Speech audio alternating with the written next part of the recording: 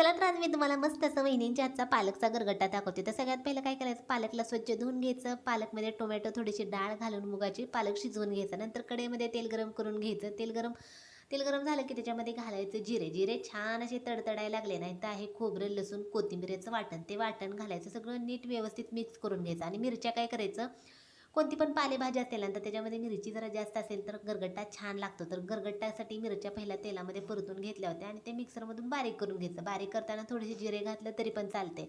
नंतर मिरची घातली की सगळं व्यवस्थित मिक्स करून घ्यायचं.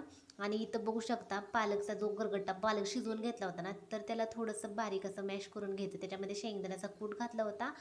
आणि तर छान अशी मिरची भाजत आली का नंतर त्याच्यामध्ये घालायचं थोडंसं हळद, थोडासा गरम मसाला घालायचा आणि अजून छान असं मिक्स करायचं.